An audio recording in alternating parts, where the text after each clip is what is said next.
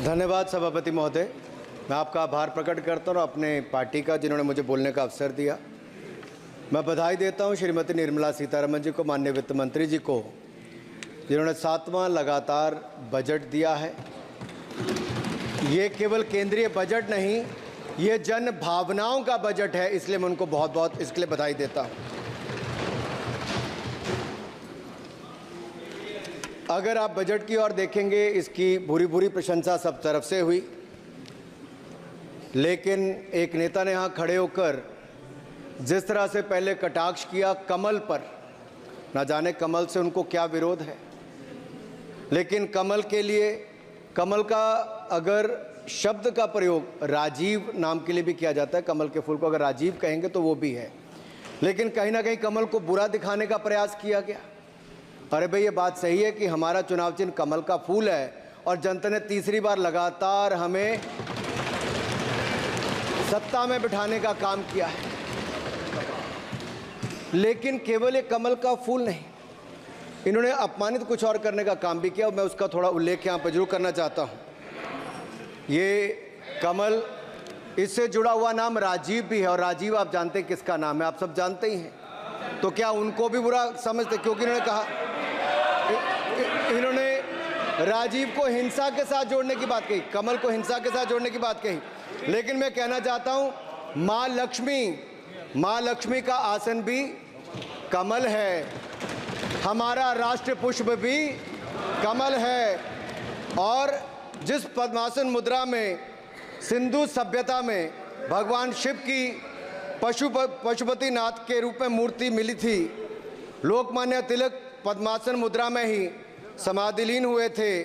आप कहते हैं कमल के चारों तरफ हिंसा है, आप कमल का अपमान नहीं कर रहे, आप बल्कि महायोगी भगवान शिव, भगवान बुद्ध और लोकमान्य तिलक जैसे महापुरुषों का अपमान कर रहे हैं। इसलिए अगली बार कमल के बारे में बोलने से पहले थोड़ा सोच कर बोलिए कि आप किस किस का अपमान कर रहे हैं।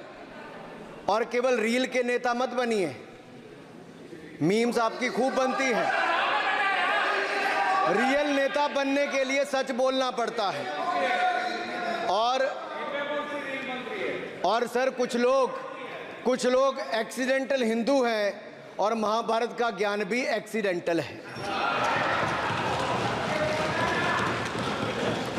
और उस नेता के अलावा और कौन नहीं जानता कि महाभारत में अभिमन्यु का वध 7 महारथियों ने मिलकर किया था, जयद्रथ, दुर्योधन, दुशासन, कर्ण, द्रोणाचार्य, कृपाचार्य और शकुनी। लेकिन राहुल जी ने कभी महाभारत, शायद, अब मुझे तो पता नहीं, पढ़ा भी नहीं, पर देखा भी नहीं होगा शायद सर, मुझे लगता है अंकल सैम ने लिख कर दिया होगा, अंकल सोरोस ने लिख के दिया होगा, कहीं से पर्ची बनकर आई होगी और कूल डूड बनने का प्रयास किया होगा। मैं इतना ही कहूंगा, कल जो चक्रव्यूह में फंसाने की बात कर रहे थे, वो कर्ण को करना कह रहे थे, कृपाचार्य जी को कृपचाय बोल रहे थे। चलिए छोड़िए उसको। अध्यक्ष जी, कल तो ऐसा लग रहा था सदन के अंदर महाभारत पर इतना सारा ज्ञान दिया गया कि एक समय ऐसा लगा BR चोपड़ा के महाभारत के धारावाहिक का संगीत गूंजने लगा हो। और कहीं ना कहीं उन्होंने एक बार महाभारत पढ़ने के लिए फिर प्रेरित किया, मगर इस बार महाभारत पर मैंने एक नई पुस्तक पढ़ी जो उनकी पार्टी के विद्वान सांसद, जो इस सदन के सदस्य भी हैं, उन्होंने लिखी है, और उस पुस्तक का नाम है the great Indian novel. Rahul ji को अगर महाभारत और चक्रव्यूह के विषय में विस्तृत जानकारी लेनी है तो अपने उस सांसद से वो संपर्क कर सकते हैं। और मैं बताऊंगा, शशि थरूर जी ने, शायद वही राहुल गांधी जी को बता दें या बताएंगे, नहीं तो मैं बता देता हूं कि आपने महाभारत और भारत के स्वतंत्रता संघर्ष को मिलाकर जो उपन्यास लिखा है, उसके पात्र कौन कौन है। इस उपन्यास में धृतराष्ट्र के रूप में किस नेता को दिखाया गया है, कौरव किस पार्टी को कहा गया है, इस उपन्यास में प्रिय दुर्योधनी कौन है। जब राहुल जी को इसका पता चलेगा तो मुझे लगता है कहीं ना कहीं शशि थरूर जी पर कार्रवाई ना हो जाए। लेकिन क्या है साहब, ये लोग तो संविधान दिखाते थे, पढ़ते नहीं थे। मैंने उस दिन पूछ लिया कितने पन्ने होते, तो वो भी नहीं बता पाए। मैंने उसके बाद पूछा कि ये जो आप संविधान की कॉपी लेकर चलते हो, इसका प्रीफेस पढ़ा है, इसका फॉरवर्ड पढ़ा है, इसकी प्रस्तावना किसने की है। के वेणुगोपाल जो सॉलिसिटर जनरल इनकी सरकार के समय भी रहे होंगे, सीनियर एडवोकेट हैं, या गोपाल शंकर नारायण जो सीनियर एडवोकेट हैं, उन्होंने उसकी प्रस्तावना की थी और प्रस्तावना में लिखा था कि कैसा काला अध्याय वो इमरजेंसी का समय था। और ये संविधान जो डॉक्टर BR अम्बेडकर जी ने दिया, अगर ये नहीं दिया होता तो आम जनमानस को अपने अधिकारों का पता भी नहीं लगता। लेकिन इन्होंने तो उसको पढ़ा ही नहीं था, लेकिन केवल कॉपी दिखा रहे थे इतने दिनों से साहब। ऐसे ही महाभारत पर भी ऐसी हालत लग रही है। और मुझे लगता है, और नहीं तो गूगल दादा तो थे, इनसे पूछ लेते आप क्या करते हो साहब, साथ में कुछ बताया करो। सर, इस उपन्यास के, माननीय सभापति जी, इस उपन्यास के मुताबिक जिस पार्टी के सर्वे सर्वा आप हैं, उस उपन्यास के वही कौरव पार्टी है। मैं अपनी तसल्ली के लिए कुछ पंक्तियों को यहां उद्धृत कर देता हूं। मैं कोट कर रहा हूं सर, पेज नंबर 245 से। The India of which Dhritarashtra assumed the leadership on 15th August 1947 had just been through a cathartic process of regeneration, another stage in this endless cycle. अब 15 अगस्त 1947 को प्रधानमंत्री के रूप में मोदी जी तो नहीं थे, और ये कह रहे हैं कि जिन्होंने 15 अगस्त 1947 को उस समय वो सत्ता ली थी, वो धृतराष्ट्र थे। तो धृतराष्ट्र किसको कहा गया? धृतराष्ट्र को किसको कहा गया? अब आपने मुझे बांध रखा है। कल स्पीकर ने कहा है, स्पीकर महोदय ने कहा कि उस समय के लोगों का नाम नहीं लेना। तो प्रथम प्रधानमंत्री जी को धृतराष्ट्र मैंने नहीं कहा, इनके अपने ही सांसद ने अपने ग्रेट इंडियन नॉवल में कहा है।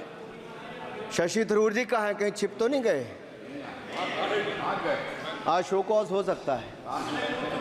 फिर देखिए प्रिय दुर्योधनी और धृतराष्ट्र के विषय में क्या लिखा है। I quote from page 293। In Delhi, blind Dhritarashtra ruled with प्रिय दुर्योधनी by his side, and he pledged the nation not so much to the gas and hot water of his Fabian preceptors, but to smoke and steam of the modern industrial revolution their ancestors had denied this country.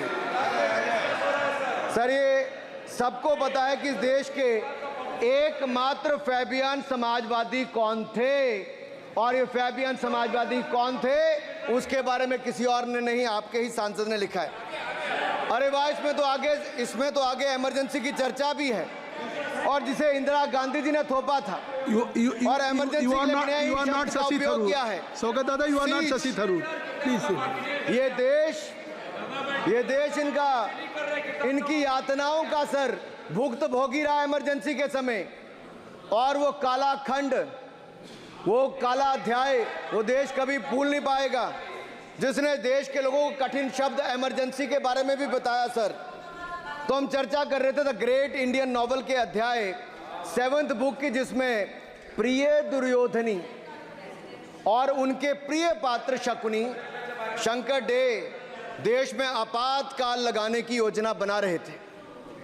Sir, मैं पढ़ता हूं कि शकुनी ने क्या कहा। I quote, what you could do now is to declare an internal siege, a grave threat to the stability and security of the nation from internal disruption। जिस book को आप कोट कर रहे हैं उस बुक को आप सबमिट कर दीजिए। मैं कर दूंगा साहब, एक कॉपी आपको भी भिजवा दूंगा साहब, एक टेबल पे भी रख दूंगा।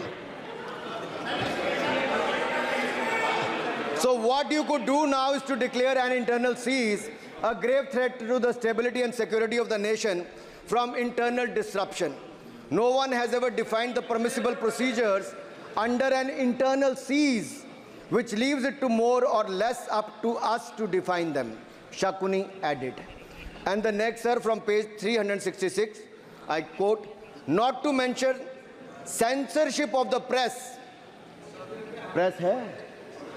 Not to mention censorship of the press, which is nowhere explicitly ruled out in the Constitution. Suspension of certain fundamental rights, free speech, assembly, and that sort of things, and measures to put up the judiciary in their place, said Shakuni. Sir, ये किसी और ने नहीं, और मैं कहना चाहता हूं सर, माननीय अनुराग जी, एक किताब गौरव जी को भी भिजवा दीजिएगा। मैं खरीदेंगे सर, मैं कॉपी गौरव जी को भिजवा दूंगा सर। सर, इसमें जिनकी मैं बात कर रहा हूं वो हमारे उस समय की प्रधानमंत्री थी जिन्होंने इमरजेंसी लगाई थी। एक नेता की स्वर्गीय दादी जी भी हैं, और मैं उनके नाम के आगे प्रियदर्शिनी भी लिखा जाता था, और उन्होंने इमरजेंसी लगाई थी। लेकिन माननीय सभापति जी, मैं कहना चाहता हूं, दुशासन और दुर्योधन दोनों बहुत ही दुष्ट और बदमाश हो सकते थे, लेकिन उन्होंने भी कभी इमरजेंसी नहीं लगाई थी। दुशासन और दुर्योधन दुष्ट भी हो सकते हैं, दुश्मन भी हो सकते हैं, बदमाश भी हो सकते हैं, लेकिन उन्होंने भी इमरजेंसी नहीं लगाई थी। सर, पूरे उपन्यास में 74 बार कौरव और कौरव पार्टी की चर्चा हुई, हर एक में कांग्रेस का चरित्र झलकता है। राहुल जी सदन में हजारों साल पूर्व हुए महाभारत की कहानी सुना रहे थे, मगर उनकी अपनी पार्टी के पढ़े लिखे एक विद्वान पूर्व मंत्री और सांसद आज के महाभारत की कहानी लिखते हुए बताते हैं कि कौन कौरव था, कौन शकुनी था, कौन धृतराष्ट्र था, कौन दुशासन था, कौन दुर्योधन था, कौन कर्ण था। जरूर पढ़िएगा, सबके किरदार उसी में मिलने वाले हैं। और शायद जिस समय शशि थरूर जी लिख रहे थे, उस समय आपका टैलेंट इनको पता नहीं था, नहीं तो 100 पन्ने तो आप पे ही लिख देते साहब। आप चाहते कार्रवाई हो जाए। माननीय सभापति जी,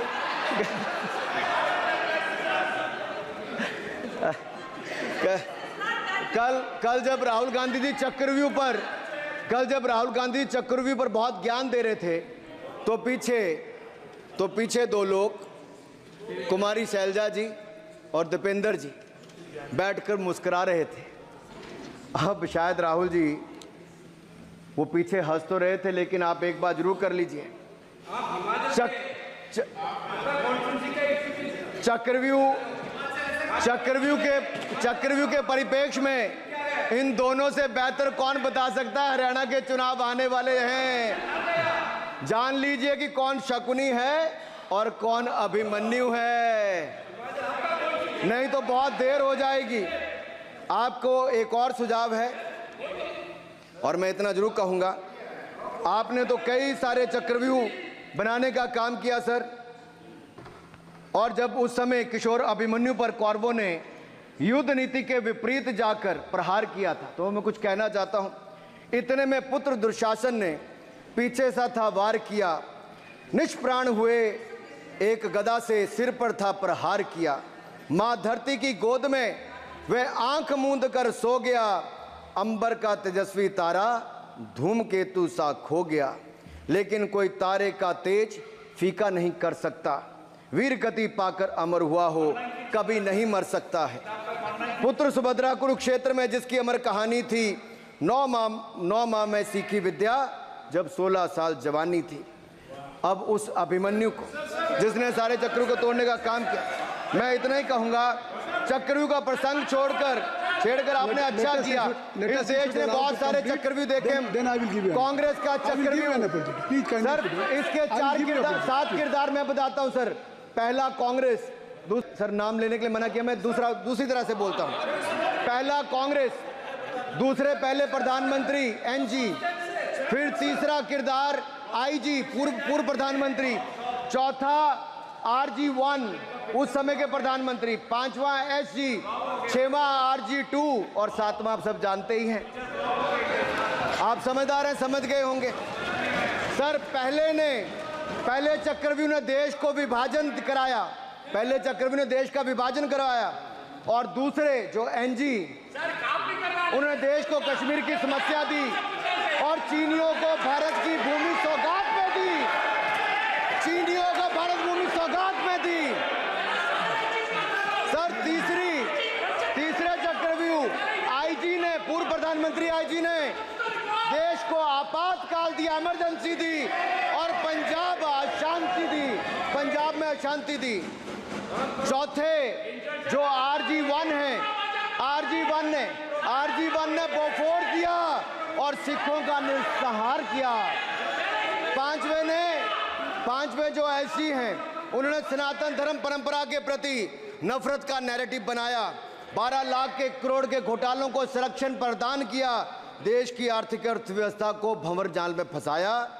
और छठे ठहरे आप, जिन्होंने पिछले 15 सालों में देश की राजनीति, संसदीय परंपरा और संस्कृति को इतना नुकसान पहुंचाया जितने कि ये बाकी 6 मिलकर, चक्रव्यूह एक साथ मिलकर भी नहीं कर पाए।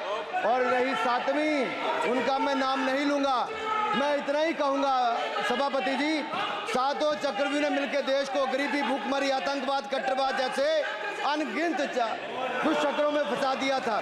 देश को हमने इन आपके दुष्चक्रों से बचाया है, आजाद कराया और माननीय प्रधानमंत्री मोदी जी के नेतृत्व में विकास रथ को आगे बढ़ाया। आज दुनिया में भारत को पांचवी बड़ी अर्थव्यवस्था बनाया। आप जिस अभिमन्यु को घेरने की कोशिश पिछले 22 सालों से कर रहे हैं, गुजरात से लेकर दिल्ली तक, आपके योद्धा और आपकी सरकारें निपट गई, लेकिन आप उनको घेर पाए क्योंकि वो जनता के दिलों में बसे हैं। आज यहाँ 293 अभिमन्यु बैठे हैं, भले ही आपके पास करण जैसे धुरंधर हो, शकुनी जैसे कुटिल रणनीतिकार हो, धर्म हमारे साथ है, धर्म हमारे साथ है। भले ही आपके पास नारायणी सेना हो, लेकिन स्वयं भगवान कृष्ण हमारे साथ है, स्वयं भगवान कृष्ण हमारे साथ है।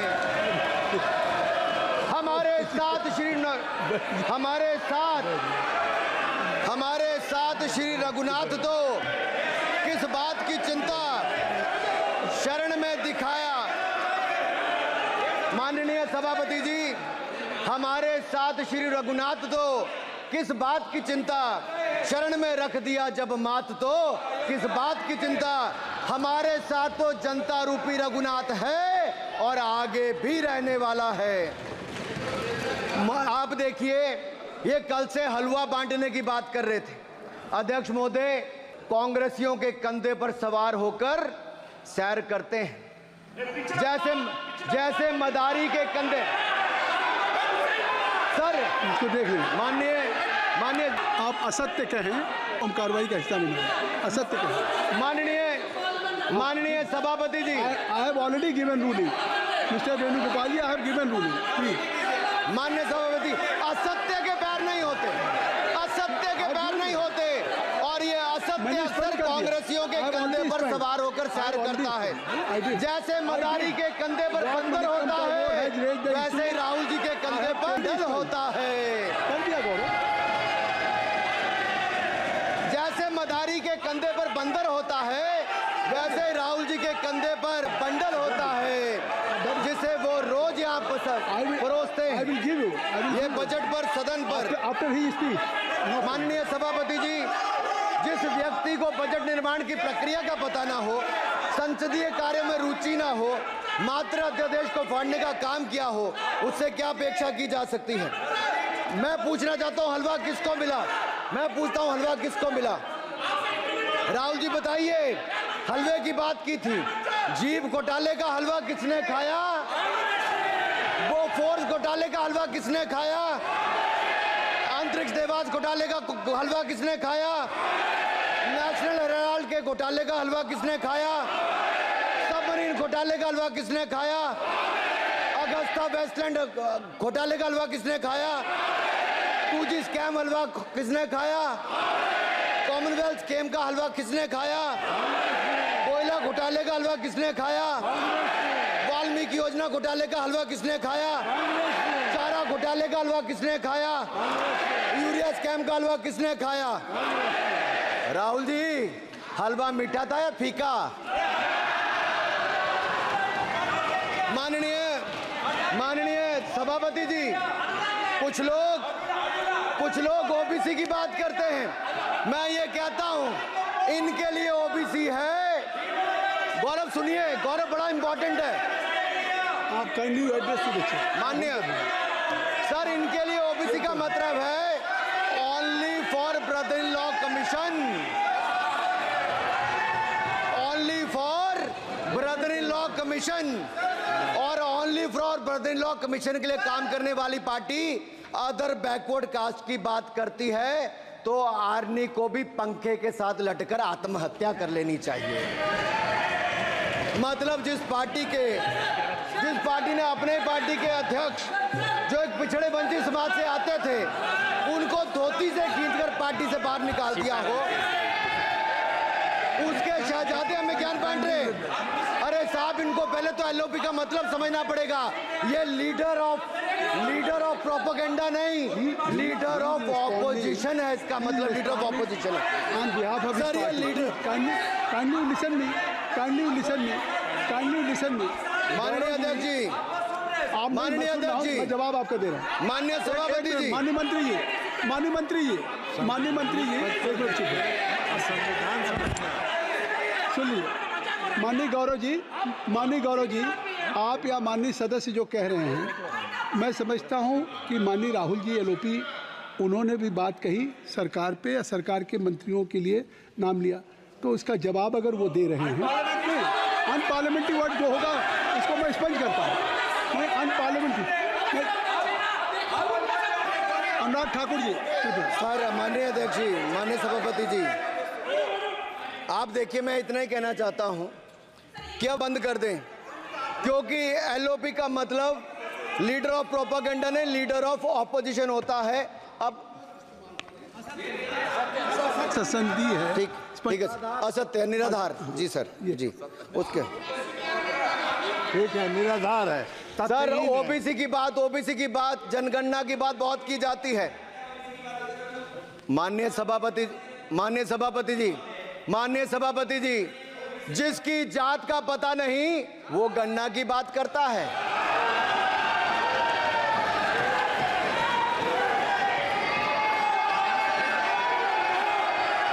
जिसकी जात का पता नहीं वो गणना की बात करता है।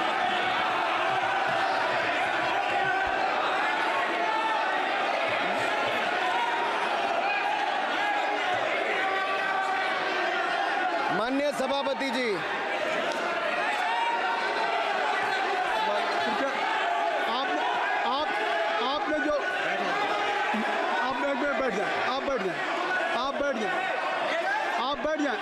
माननीय अखिलेश जी, आपने जो बात उठाई है मैं उसको दिखवा लूँगा।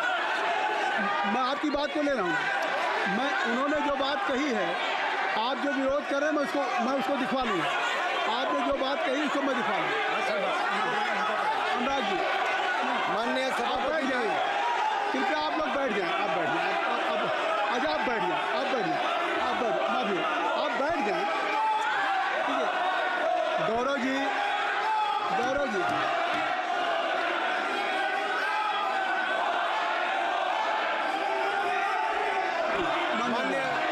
माननीय सभापति जी, मैं आपको याद कराना चाहता हूँ, इसी सदन में एक पूर्व प्रधानमंत्री जी ने RG1 ने ओबीसी को आरक्षण देने का विरोध किया था। RG1 ने ओबीसी को आरक्षण देने का विरोध किया था। एक मिनट माननीय मंत्री जी, एक मिनट। लीडर ऑफ अपोजिशन बोलना चाहते हैं, आप लोग बैठ जाएं।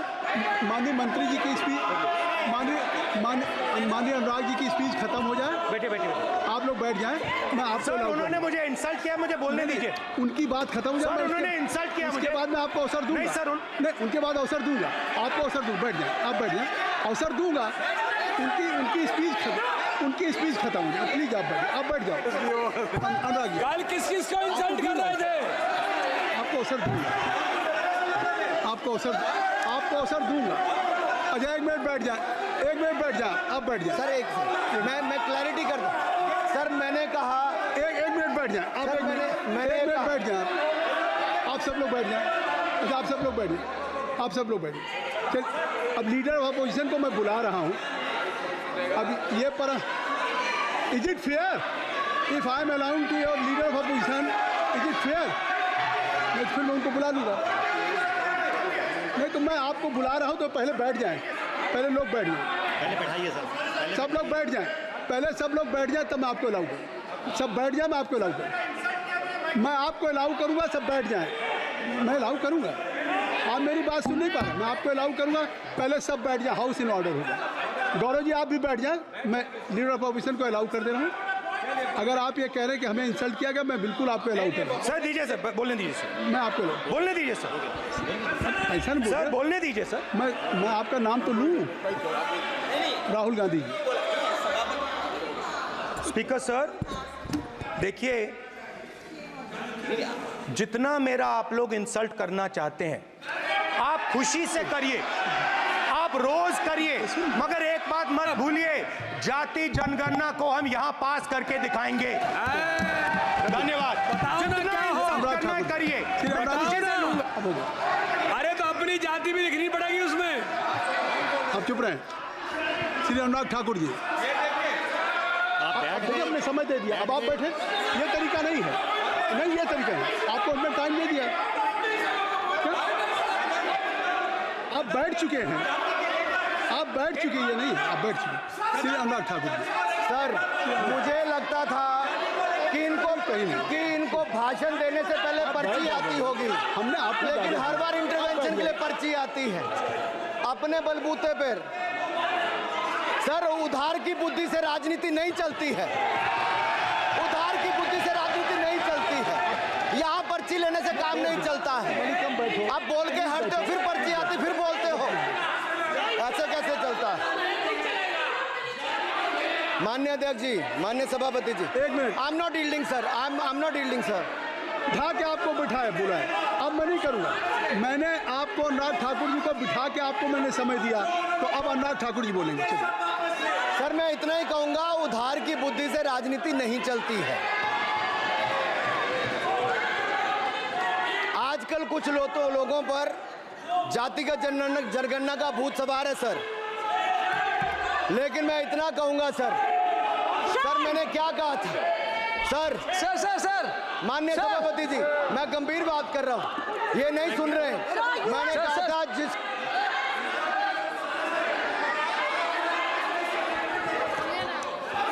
ठाकुर टैगोर प्लीज। माननीय सभापति जी, I have already given an opportunity to Rahul Gandhi ji. Rahul Gandhi ji अपनी उन्होंने he has express his feeling जो उनको था। नहीं आप दल से बाहर आ जाए, कृपया आप दल से आ जाएं, फिर मैं उनको फिर समय दे दूंगा। जी सर मैंने कहा था कि जिसको जात का पता नहीं वो गणना की बात करता है। मैंने नाम किसी का नहीं लिया था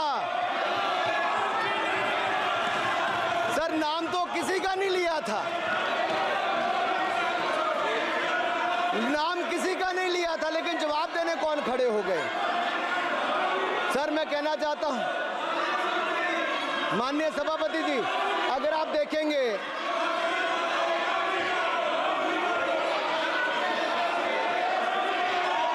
मैंने अनुराग जी को बिठा के मैंने माननीय राहुल गांधी को समय दिया, मैंने अनुराग ठाकुर जी को बिठा के, तो कृपया आप लोग जब एलओपी को टाइम मिल गया तो आप सदन में व्यवधान नहीं। आप फिर बोलना चाहते हैं, आप खड़े हो जाइए। आप फिर बोलना चाहते हैं, खड़े हो जाइए। चलिए खड़े हो, आप लोग जाइए बिल से बाहर। LOP please, LOP I am giving. तो आप बिल से तो जाइए। सर स्पीकर सर अगर मैं आपके एलओपी को टाइम दे रहा हूं तो आप ये क्या मतलब है? माफी मांगे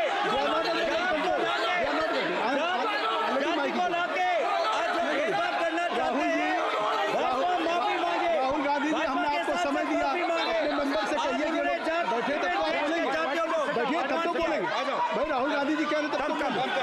आप अंदर आइए, चलिए हाईवे सबको ले जाइए प्लीज। सर माइक लीजिए सर। एक मिनट माइक मिल जाएगा आपको, माइक मिल जाएगा। बेल खाली कर दीजिए। इतनी अच्छी वर्षा पूरा देश इतनी अच्छा बजट पे स्पीच दे रहा है। You have already spoken. Rahul ने कह दिया अभी हम अब आप अपने लीडर का सम्मान करें। हमने आपके लीडर को दूसरी बार फिर बुला रहा हूं, आप अपने लीडर का सम्मान करें। हाउस के एलओपी हैं और अगर मैं उनको दूसरी बार बुला रहा हूं, उनको बिठा दिया माननीय सदस्य को, तो कृपया आप लोग तो कम से कम इस बात को महसूस करें।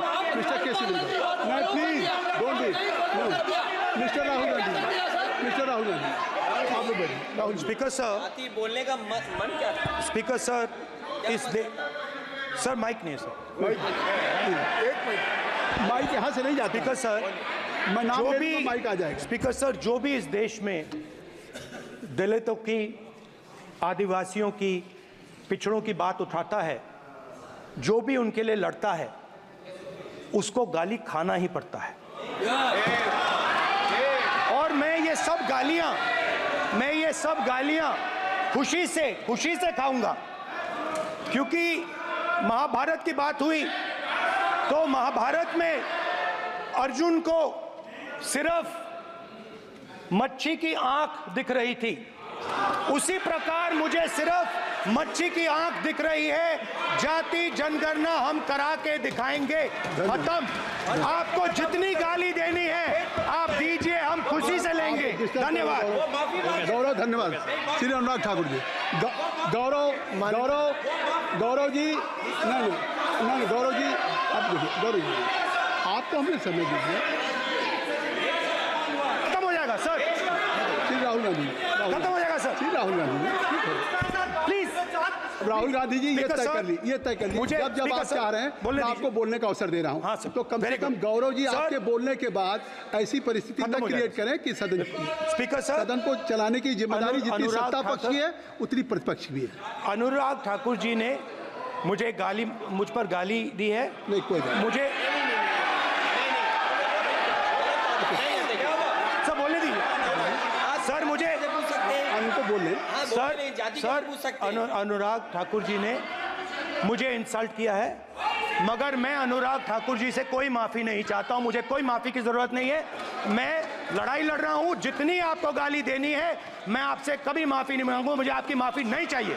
राहुल गांधी जी, मैं चेयर पे हूँ और चेयर का काम है कि अगर कहीं भी कोई असंसदीय या किसी को गाली दी गई तो मैं उसको देखूंगा, मैं उसको कार्रवाई निकालूंगा, मिस्टर के उसको निकलवाऊंगा। ठीक है, आप नहीं कर रहे हैं, लेकिन अगर दी है तो मैं उसको कार्रवाई का हिस्सा दिखवा के उसको स्पंज करूंगा। आपने कर दिया। सुन रहा हूँ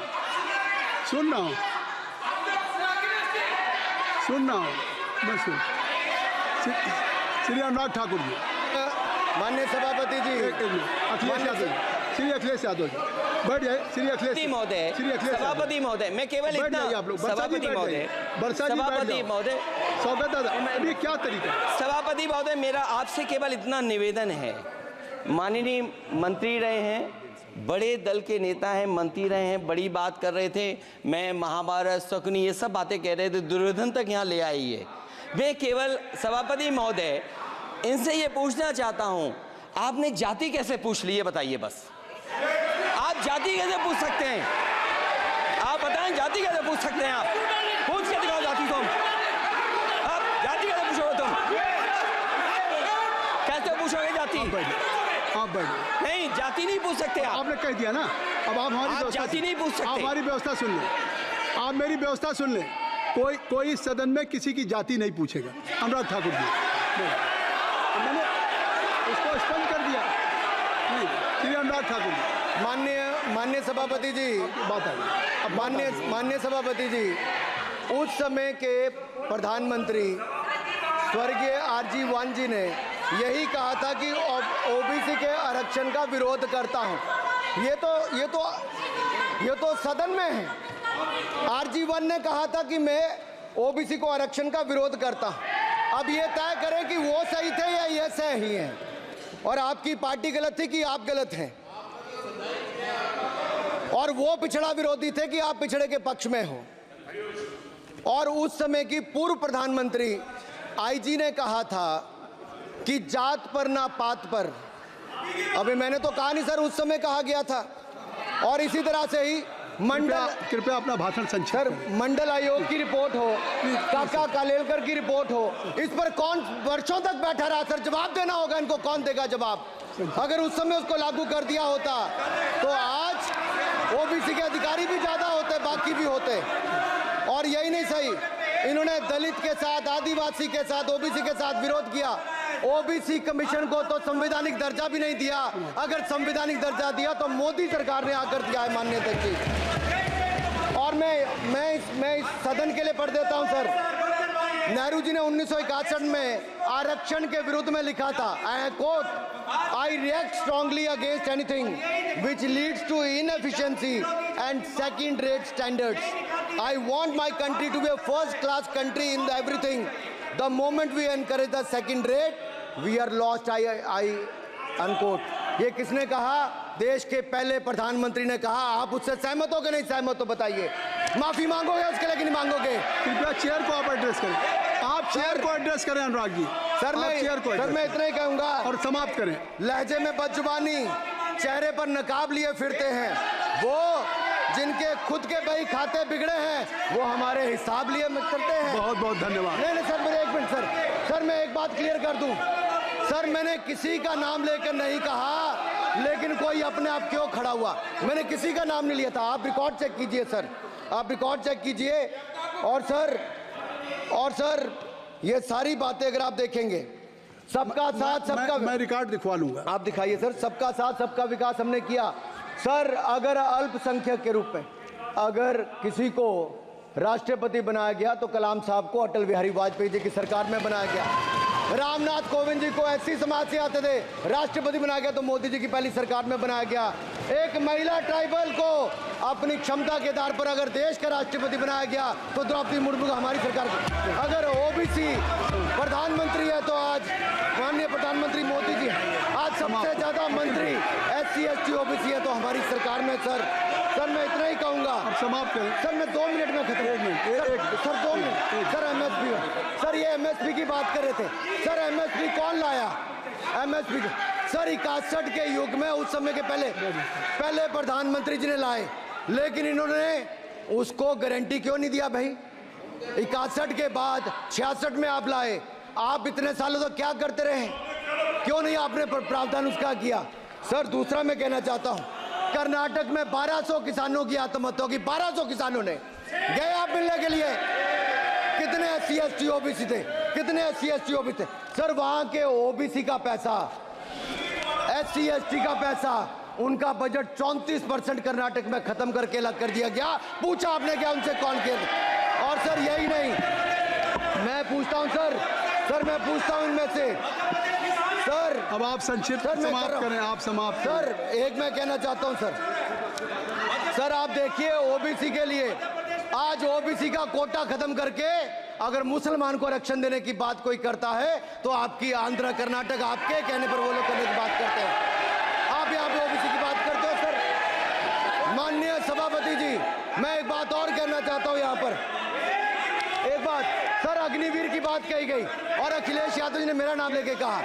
सर मैं हिमाचल प्रदेश से आता हूँ, बहुत छोटा राज्य, 70 लाख की आबादी है सर। देश में कारगिल के समय सबसे ज्यादा शहादत दी तो हिमाचल के वीर सपूतों ने दी।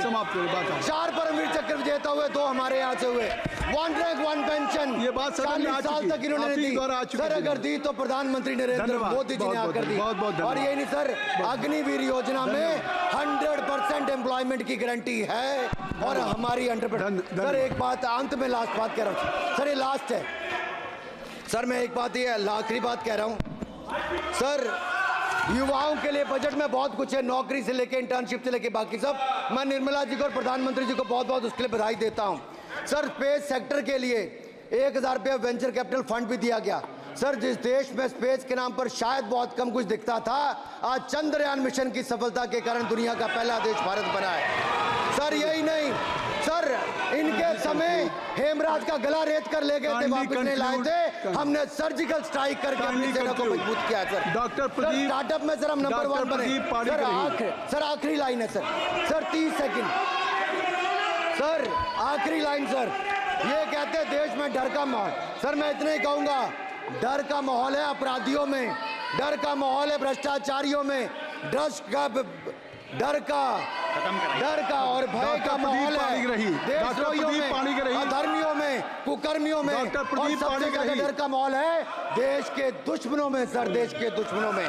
सर अंत में मैं इतना ही कहूंगा कि माननीय निर्मला जी ने 7वां बजट तो लाए, ये जन भावनाओं का बजट है जिसका पूरा सदन पूरी प्रशंसा करता है, और इनको माननीय प्रधानमंत्री जी को बहुत बहुत बधाई और साधुवाद। Doctor Pradeep Panigrahi, doctor Pradeep Panigrahi,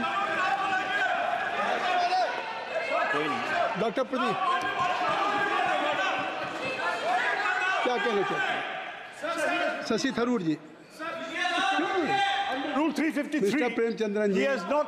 He cannot take my name repeatedly without notice. No. I have given whatever you wanted to raise. Already LOP has raised the issue. Akhilesh Yadav ji has raised. No point of order. No point of order. No. Nothing. Shashi Tharoor जी, अब तय कर लीजिए आप लोगों में। Doctor Pradeep Panigrahi. Sir, I'd like to speak for a minute. Shri Vishnu Padre ji. Mr. Chairman, sir, let me point out, he has repeatedly taken my name. Sir, he has repeatedly taken my name. एक बढ़िया खबर है, आप भी सुन लो, आपको जरूरत है, आपका भला होगा। मोदी जी ने ऑयल एंड गैस का नाम पर अंडमान में 4 जगह में अक्टूबर में ऑयल ड्रिलिंग काम शुरू हो जाएगा। ये मोदी जी वो नहीं है। चलिए। नंबर 2 भाई प्रदीप किसने बेचा था सर? भाई प्रदीप मिर्जापुरी इंपल का राजा लोग आए थे, चेन गैंग बना के जेल बनाया था भाई प्रदीप। इस पार्टी ने भाई प्रदीप बेचा था कैसीनो का नाम पर, जुआ खेलने का नाम पर बचाया था। मैं विष्णु राय एंटनी माफी मांगा था, भाई प्रदीप बेचा था इन लोगों ने। उसका माताजी ने बना था बाबा जोन जारवा रिजर्व अंडमान निकोबार जी। देखो क्या बना है मोदी, आपने क्या बनाया। जय हिंद, भारत माता की जय। डॉक्टर प्रदीप पाणिग्राही।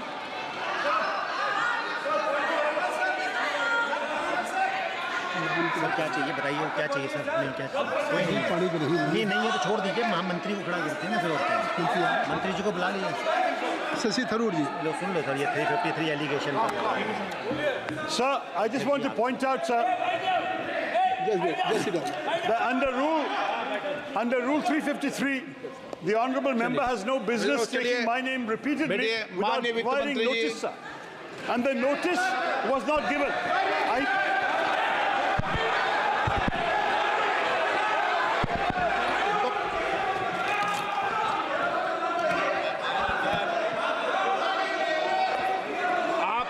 तरीका ठीक नहीं है आपका, ऐसा नहीं है। बोलिए क्या पॉइंट ऑफ ऑर्डर है, नंबर बताइए पॉइंट ऑफ ऑर्डर का। Point 353, sir. 353 He has repeatedly taken my name without notice. अब आप लोग 352 और 353 को पढ़ लो आज। सुनो एक बार, बैठो। Sir, I have been. पढ़ लो इसको। Yes, I have the right to respond, मुझे sir. डेली के daily. Sir, I have the right to respond. Why not? पढ़ाओ, बोलो। The gentleman has repeatedly taken my name and quoted me. I mean, I should be grateful that he has revived a 35-year-old book of mine, which he has quoted extensively, the great Indian novel published in 1989, which is a satirical novel, which unfortunately the gentleman has missed the satire. I do want to point out, sir, that the fact is that we have recently fought the elections of 2024 and not the elections of 1989. So that's the first point, is to understand the context in which this has been written. Second, and more important, sir, I think it's important to understand that whereas many things have been said in the course of writing novels, there are also many subsequent books I have written which he could have quoted where he may be somewhat less happy with the result. And thirdly, sir, as far as there are many, many people on that side of the fence who have said many things far more recently against their own party, which he should remember can also be quoted back at them. So I think at this point, sir, this is not a literary discussion. I'm grateful for this, but I don't believe this is the right way to proceed in this matter. Thank you, sir. Sir अगली बार नए novel का इस्तेमाल कर लेंगे sir. सारे सदन को रोज सदन में इस किताब को उठाते हो आप, और रोज एक कानून उठाते हो 352, 353 बाइबल है। तो ये दो बाइबल के दो अंश आज मैं पढ़ के सुनाता हूँ पूरे सदन को इस Bible.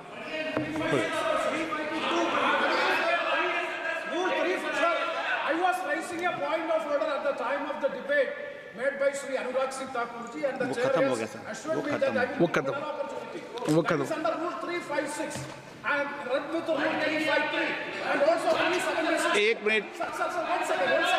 What is the purpose of the point of order? When a debate, there is no mic. आपको मैंने अलाउ नहीं किया। Allow करो। नहीं Sir, one second. एक प्रेमचंद्र जी, प्लीज माननीय वित्त मंत्री जी, प्लीज बेटे नहीं।